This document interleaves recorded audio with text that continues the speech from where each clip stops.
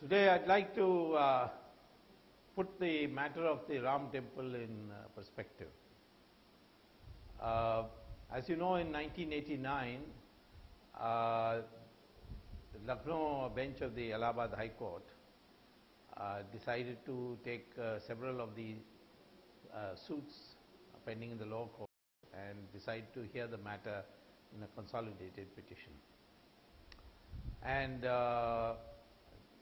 this process got a further fillip when the Supreme Court, after the demolition of the Babri Masjid, decided to reactivate the whole process and directed the Allahabad High Court to ensure that a special bench was constituted. After that, there have been 14 benches because the hearing goes on and then one of the judges retires, so they have to start all over again. It was going on like that. But fortunately, finally the 15th bench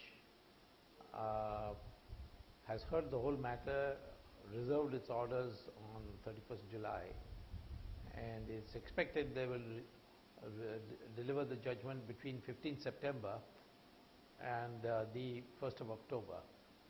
Why 1st of October? Because one of the judges is retiring on the 1st of October. So before his retirement, the judgment has to be delivered.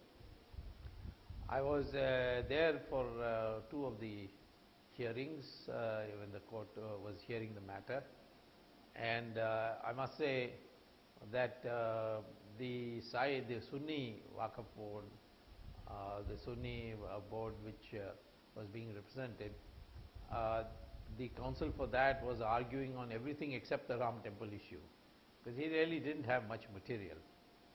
There's always been a question as to what the Sunnis have to say in this matter, because the masjid itself was built by Mir Baqi, who was a Shia, and the Shia community has informed us, the Hindus and the Vishnu Parishad, that they are not keen that they should have a masjid only on that spot, and they don't mind if to have it in some other spot.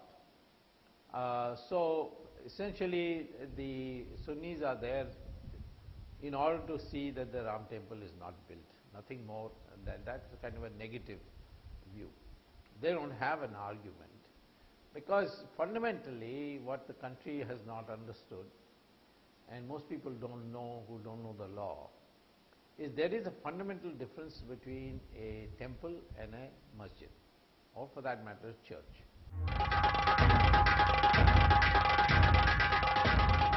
They cannot be equated as two, two dharmic places or religious places of two religions.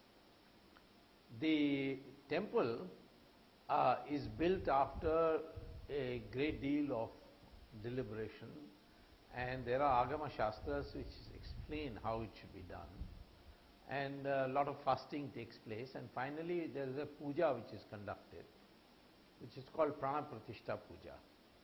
And that Prana Pratishtha Puja essentially is to invoke and request God to enter the idol. So once he enters the idol, the temple becomes his.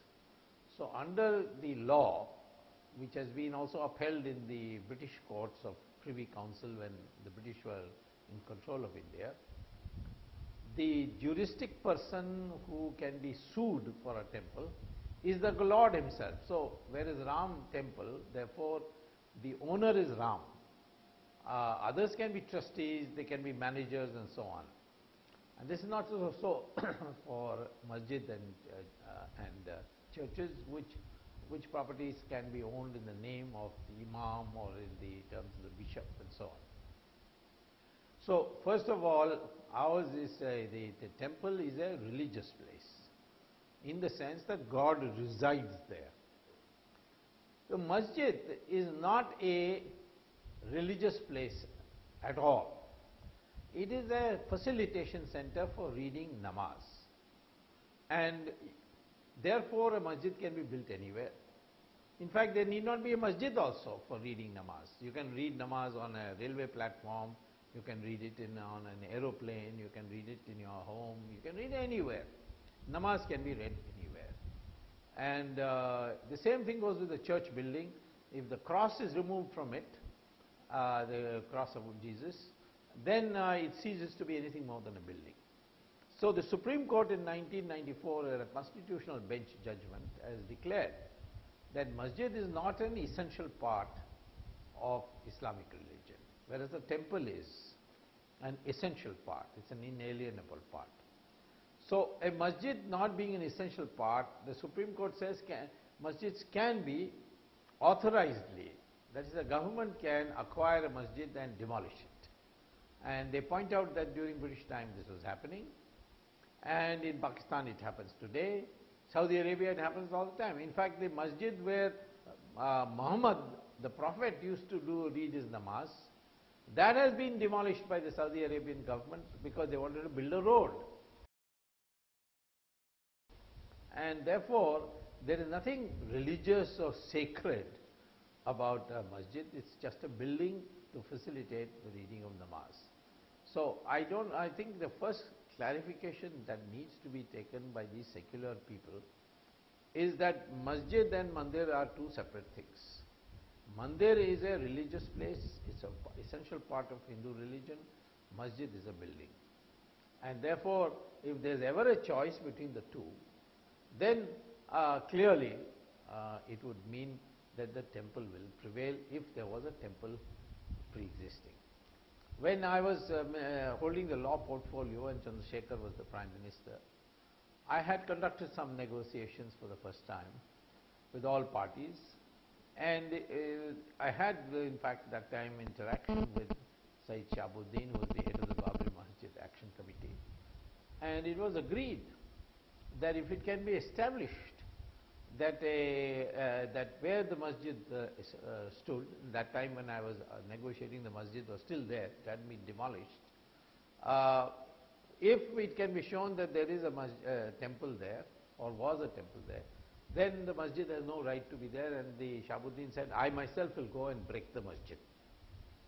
This was the general opinion, that you can't have a masjid on another religious place. I mean, you can demolish a religious place of other religions, as the Islamic history shows, has been doing in a spree, but you cannot build and read a namaz on top of it.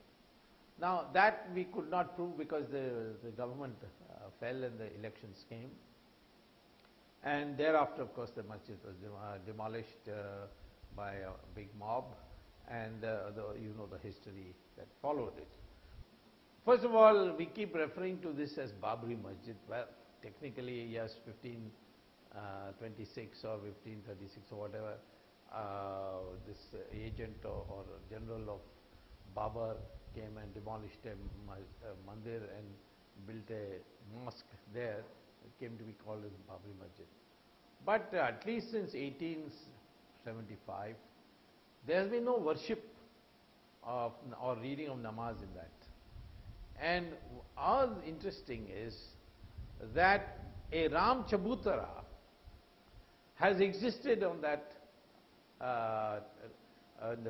within the perimeter of the so-called mosque.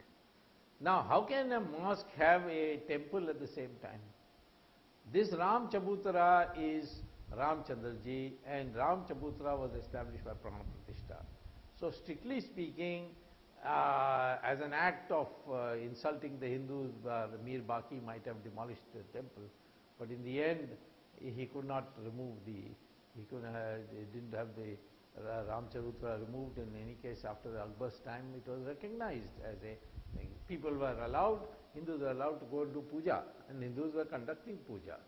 Muslims stopped going to read namaz after 1875 in that area. So in 1949, when the murtis of Rama suddenly appeared, it became a temple. So in a sense, all that the meeting organized by Vishnu Parishad was that instead of a ordinary temple in a this is a Ram's birthplace, so let's have a grand temple. For that, whatever structure is there should be cleared. And we do that when we, for instance, for Commonwealth Games, we are clearing so many structures which are where we see ancient walls. But so therefore, that's all that happened. That's an argument that can easily be taken. But unfortunately, in popular lingo, this whole thing has been continued to be called Babri Masjid when it ceased to be a masjid for more than 100 years.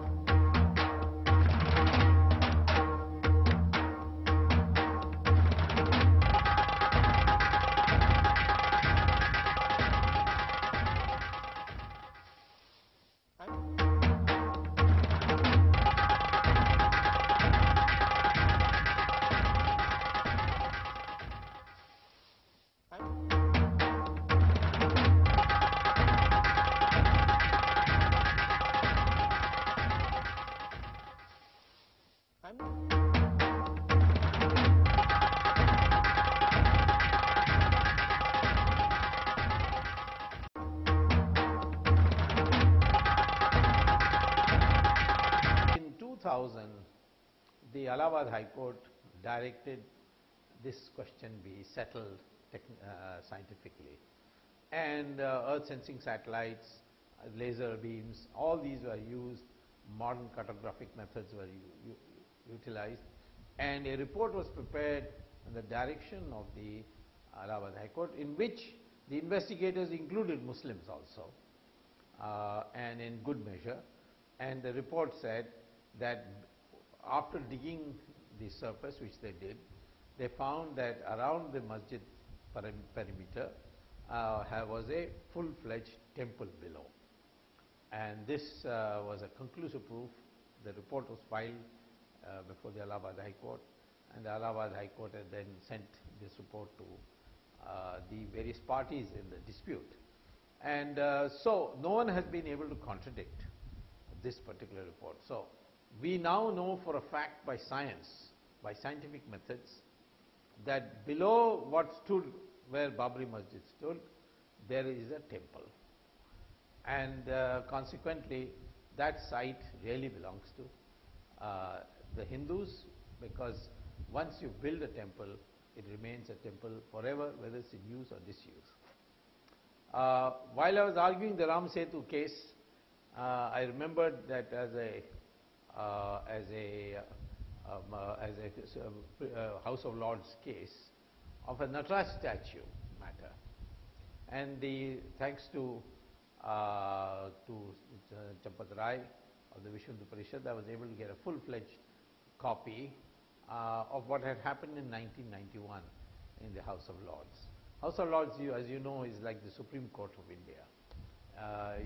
So there was what had happened is one farmer in Tanjavur was digging the land for planting seeds, and he heard a sound of a metal where the plow hit it. So he dug up that place and found there's a big Nataraj statue in the dancing pose.